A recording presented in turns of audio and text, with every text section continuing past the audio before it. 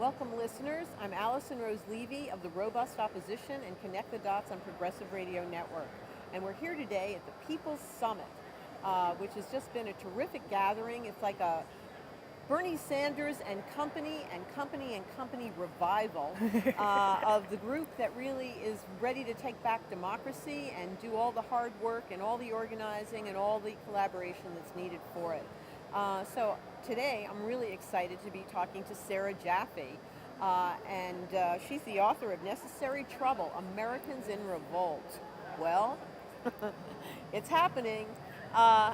We're talking about basically the constructive side of the American revolt at this gathering in Chicago this week.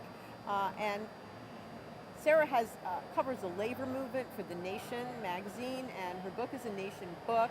And the labor movement is kind of a bit of a almost strangely overlooked and unsung part of the whole story of what has been going on with our democracy and what went on with the last election. So Sarah's going to kind of clue us in on that. Oh yes, that is certainly an important set of questions. So, I mean, tell us, what role did the labor movement play or not play in the results that we are currently living with from the 2016 presidential election? You know, labor as an organized set of institutions played a bunch of different roles. So during the primaries, you had several unions sort of come out early and endorse Hillary Clinton. You had a few unions were in this room because of the National Nurses United, who were early supporters of Bernie Sanders, so are the Communications Workers of America. But really, labor sort of lined up behind Hillary Clinton fairly early. Partly, I think, because they just didn't think that Bernie would get anywhere. And that really shocked, I think, everybody, including Bernie, that he did as well as he did. But what happened after that was that the Democratic Party was left with the standard bearer who had been being attacked from her left, which is fair and an appropriate thing to do to all candidates, I would say. But then you have this odd phenomenon of this guy in the Republican Party who is making arguments that are usually reserved for not even the center left, but the actual left. So he is out there talking about bad trade deals and how they're hurting workers. And he is talking about Hillary Clinton's ties to Goldman Sachs. And those are places that Hillary Clinton was very vulnerable, which is why Bernie Sanders ran in the first place.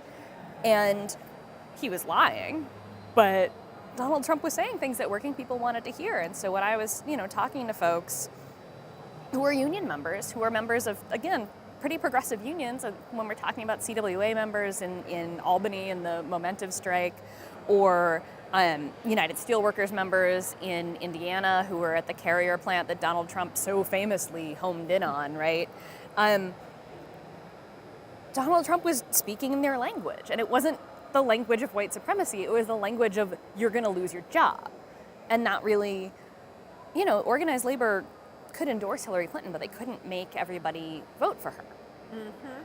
So he was basically coming on as like a protective father figure. That could identify with the union members, that could, even though on the one hand he's the boss who kind of burns the territory. That was a real striking thing, right? The guy who's literally most famous for the catchphrase "You're fired" is playing. I mean, right? You look at it and you're like, this is insane, but also like, he's saying things that, in some cases needed to be said, and he's coupling them with some really horrific stuff. And so, that's a thing that I think labor and the left more broadly needs to do some serious reflection on, that the fact that people who should by rights be on our side were able to, if not like outright embrace really racist arguments that Trump was making, at least sort of bracket them and put them aside. Mm-hmm. And that shows that we haven't done a good enough job of talking about those things, really making them front and center, really explaining to people. I'm not going to swear on your radio show, but in one of the stories that I did in Indiana, the one that I did before the election, talked to some folks from an organization called the Workers Project in Fort Wayne, who had done a lot of organizing with non-union members alongside union members, and had run a campaign where they had, they were undocumented construction workers working on a project at the university in town, and the construction workers wanted to run a campaign sort of critical of using non-union labor and wanted to say local jobs for local people, and the Workers' Project folks said, no, because that's going to just encourage the xenophobia. You have to say, if they're getting, we'll say, screwed, we're getting screwed. And we have not done a good enough job of that, making that argument. Although I must say that even some of the workers that I talked to in Indianapolis and at the Carrier and Rexnord plants who did vote for Trump did say to me that, like, we're not mad at the Mexican workers. One guy said to me, if the TPP had passed, then the Mexican workers would be getting screwed over because they'd be packing up the plants and moving them to Vietnam. So. Yeah.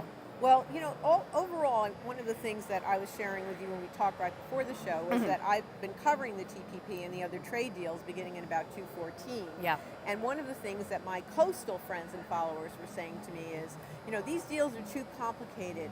I was doing pieces last year during the election where the thesis was, if Hillary Clinton just gives nominal, tepid opposition to the trade deals and she cedes the issue to Trump, he runs with it, he wins. And it was really hard. That was what happened. To get people to publish that, and a lot of people thought I was a traitor, you're for Trump, et cetera, et cetera, et cetera. Yeah. And yet the people on the coast were really subject to the media blackout and the memes that were created around the deals, such as, it's a pivot to China.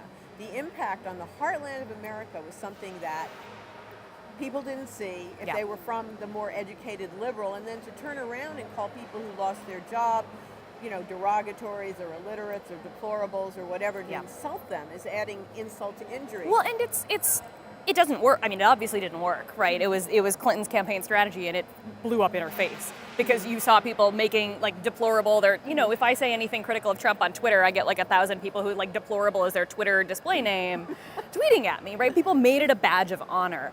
I was just reading Tom Frank's latest book, actually, and he has this scene of, like, I didn't go to either the Democratic or Republican National Convention because that's not what I do, but he was talking about the scene at the sort of Trump convention was, like, sort of gleefully vulgar, and there were all of these sort of, insulting T-shirts of various stripes. And then that the Clinton DNC was just this like moral purity, and it was a really striking contrast, and I've been thinking about it ever since, about this way that like the argument was basic. It was like in reverse. It was just like, if you vote for Hillary Clinton, you are good and pure because Trump has said these things that are bad. And we're still seeing that. I see this a lot. I try to talk people out of it because I think it's a really dangerous way to think. That well, we voted for Hillary Clinton, therefore we are somehow absolved of racism. And I'm like, listen, I was in Pennsylvania, in Northeast Pennsylvania in 2008 on the Barack Obama campaign. I talked to people who used the N-word to talk about the man they had just voted for. People will do a lot of things that you don't know about, right? We're in the wake of the election in the UK, where the UK Independence Party, which is, a racist right-wing nationalist party in the vein of Trump, their vote completely collapsed. Their sole reason for being Brexit, well, they won that vote, but their vote completely fell apart in this election. It was assumed that they would all go straight over to the Conservatives. A bunch of them went back to Labour. And that was because, presumably, I have not polled anybody, that Jeremy Corbyn ran a positive campaign that was actually talking about doing something for people in the places where, New Labour, Tony Blair's New Labour, which is the equivalent of Clintonism in the Democratic Party, had just forgotten about people. So, in other words, people are, and one of the things we know about the Clinton campaign from the recent book Shattered is that they were picking and choosing their demographics and which states they had to win and which districts in those states they had to win. And, it was kind of like a lottery game where if we, get the right people and get the right people on board and hire them and they are pushing these districts and we get these numbers, it was all a numbers game. And the fact that it's people involved, that somehow they lost sight of that. Well, so there was this one quote that went around a bunch around the election, and when I Googled it to actually source it for a story I was writing for, it was actually almost verbatim said by at least two different people. It was Chuck Schumer and Ed Rendell, everybody's favorite Ed Rendell. Our favorite. Yeah, but and it was the quote about, for every one working class voter we lose, we'll pick up two, liberal Republicans in the suburbs.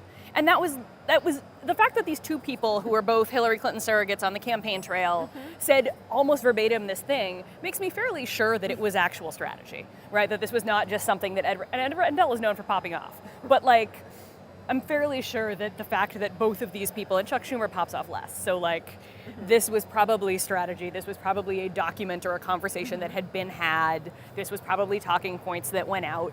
And you know what that says to working people who already think that you don't care about them? Is that you don't care about them. And that was the message that this campaign sent over and over and over again. And it was like, not just like, they didn't go to Wisconsin. Like after what happened with Theresa May, she lost every place that she did go to, so maybe going to Wisconsin wouldn't have helped Hillary Clinton. But like, what didn't help was the campaign's message literally being a middle finger to a lot of people that not only do we not want you, we don't need you, and we think you're deplorable. Let me ask another question just to give a bigger context, which is the labor movement, the labor unions used to be back in history, really the backbone of the Democratic Party. Yeah. So, I mean, that changed for several reasons. One of those reasons is the descent of labor under right-wing pressures and attempts to kind of deconstruct the labor movement have been successful. Yeah. Another reason is the trade deals we're talking about. But one of the things that was spoken of here at the People's Summit is reviving the rights of workers in the workplace of any kind and restoring the labor movement and people's rights at work. And I know when I posted some of the quotes from last night's talk that were to this effect, a lot of the people were responding on social media as if they couldn't even picture the idea. They were like, what? Rights at work? There are no rights at work. I mean, there are very few rights at work on paper, but one of the ones we do have is the right to organize. So far, unless they take that one away from us too. And yeah, I mean, the history of the Democrats walking away from labor and labor's declining power are really connected. And so, you had a labor movement that got complacent, but got used to being the power within the Democratic Party. And, they basically thought the Democrats needed them. And at some point, the Democrats decided that they didn't. And that was it was a shift that went for many reasons. It started, when they democratized the Democratic Party to whatever degree it's democratic, around the McGovern campaign, which is a whole other set of stories we could talk about forever. And then it really, it went on through Jimmy Carter, who was a Southern Democrat who really just didn't care about unions. And then the Reagan era just began the real dismantlement of labor, which was already, it was already suffering and struggling since the 70s, since the economic shock in the 70s. And so by the time you get to Bill Clinton, he is again a Southern Democrat. This is significant because these are people who are from places that don't have a lot of unions to begin with. So Bill Clinton's base was never organized labor the same way that like Mario Cuomo's base was organized labor.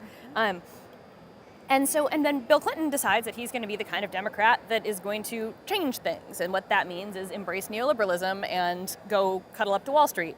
And not only cuddle up to Wall Street, but like demonstrate the change by beating up on people who had been the Democrats' major constituencies. So notably black women when it came to welfare reform, right? That was an easy set of people to beat. And unfortunately, as with most of these policies that are sold with racist rhetoric, it hurts a lot more people than just the intended targets, right? Which is part of the long conversation we have to have about all this stuff. But I think labor has continued to act as though it has nowhere else to go. And even in this election, we saw this with the early endorsements of Hillary Clinton. And I think that if you're going to endorse anybody, you should make them work for it. One of the stories that I will tell about this is in the last mayor's race in New York City when Bill de Blasio was running. It was a very wide open field for a while, and Bill de Blasio was running third or fourth. And he embraced this campaign that was being led by NYSNA, the New York State Nurses Association, to keep this hospital open. New York City has had a lot of hospital closures. I'm sure you've talked about this on your, And so Long Island College Hospital was one of the closest hospital to Red Hook, which had just been devastated by Hurricane Sandy. And it's also in rapidly gentrifying part of Brooklyn that they basically wanted to turn it into condos. And the nurses were doing civil disobedience all over the place. They were planning to occupy the hospital. Bill de Blasio decided he was going to jump on this. Got arrested with the nurses. And a bunch of unions had endorsed this and that person early on in the race. They really were divided in those primaries. And NYSNA endorsed him the week before the election. They got so much work out of Bill de Blasio that election because he was really actually gunning for this endorsement because it really mattered. And then he won and the hospital's still closed, and that's a whole other story. But early endorsements, the assumption that an early endorsement gives you some sort of influence, well, I got a story that goes back to 2008 again, when Labor got behind Barack Obama and the Employee Free Choice Act, speaking of giving workers more rights in the workplace, was Labor's big demand. And you know who Barack Obama's number one visitor was the first year that he was in the White House? Was Andy Stern, who at the time was president of SEIU. Access didn't get you much of anything, right? You had endorsed him, you had backed him, you had spent millions of dollars. I think SEIU spent, I don't remember how many millions of dollars organized labor had spent to elect Barack Obama. The Employee Free Choice Act was never a top priority, and it got pushed away in the wave of post-Affordable Care Act mess. And so, acting as though if you sort of give Democrats everything they want, then they will be good to you, it's just been proven not true. I think that's a big, takeaway to people's reaction, because there's been a long-term pattern of doing that. There's an assumption that it keeps going on.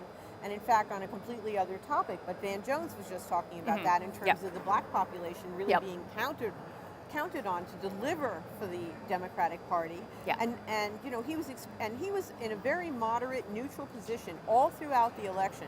I was really surprised to hear him today really going over the line and saying, we didn't get anything out of it. We're called on, we go to trouble, we don't get anything back. And so that's the theme of these traditional areas of Democratic Party support. So I think the opportunity factor here for progressives is to really do some of this work in the trenches, reach out to different communities. I mean, what would you say would be the 3 top things that you'd like to see progressive movement do? I mean, people are doing it. It's really amazing. After this election in particular, there are so many people who are getting active in ways that they never did before. I just did an interview with Becky Bond, who is here somewhere. Actually, I think she's in a session right now talking about this, about this organization that they founded called Knock Every Door. And they're literally just going out and canvassing, and they're not even canvassing for a campaign right now. It's literally just to get to know people in your community, to actually start having political conversations in your community, to know who your neighbors are, to know what they need, to know what they think about this stuff. And I think that's so important. And getting active where people are, figuring out what the issues are. When we were walking back over here, we were stopped by somebody handing out flyers for the AT&T strike. Right after the Verizon strike, which was really successfully won based on really good organization within the community by the union. You had local organizers, a lot of people who had been, the Verizon strike was during the Bernie campaign, so Bernie Sanders is walking picket lines with them. But you really got the community involved. And they did this again, and they mobilized this again around AT&T to do this 3-day strike recently. And people are realizing that, you can actually be involved with this in your community. You don't have to just be a paper supporter of workers' rights. You can actually go walk a picket line. And that's really an important thing you can do. You can get back in touch with that in your community, wherever you are. That's what the grassroots means. It's from the roots on up. Well, thank you so much, Sarah Jaffe, author of Necessary Trouble. Get her book. It's terrific. Just out this last year from the Nation Books. Thank you so much for being with us today. Thank you. This was fun. Really fun. And thank you. We'll see you again next time on The Robust Opposition and Connect the Dots on Progressive Radio Network.